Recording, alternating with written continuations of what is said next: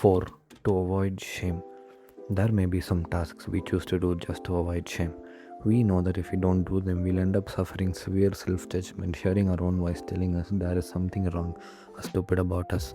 If we do something stimulated solely by the urge to avoid shame, we will generally end up detesting it.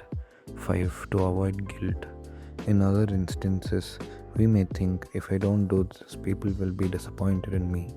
We are afraid we'll end up feeling guilty for failing to fulfill other people's expectations of us.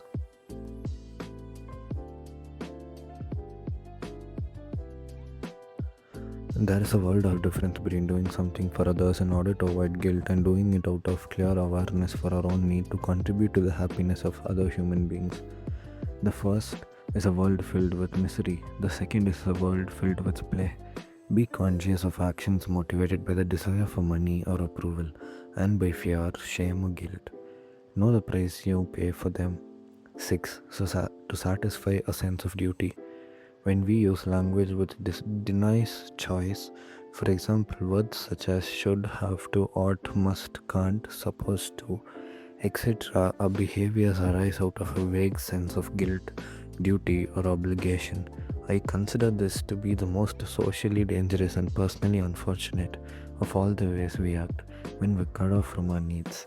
In chapter 2, we saw how the concept of Amsprash allowed Adolf Eichmann and his colleagues to send tens of thousands of people to their deaths without feeling emotionally affected or personally responsible.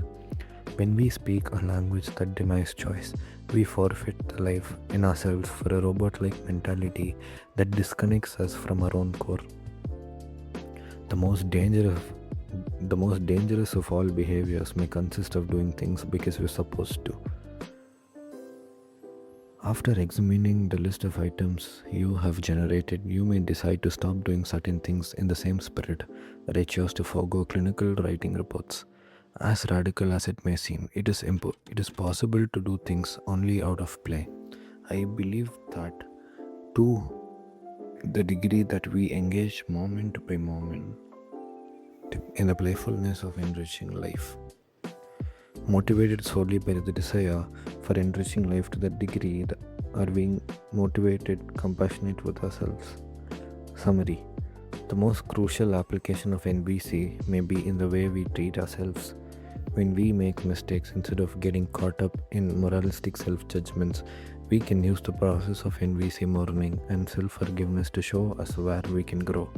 By assessing our behaviors in terms of our own unmet needs, the impetus for change comes not out of shame, guilt, anger, or depression, but out of the genuine desire to contribute to our own and others' well-being. We also cultivate self-compassion by consciously choosing in daily life to act only in service to our own needs or to avoid guilt, shame, or punishment. If we review the joyless acts to which we currently subject ourselves and make the translation from have to choose to, we will discover more play and integrity in our lives.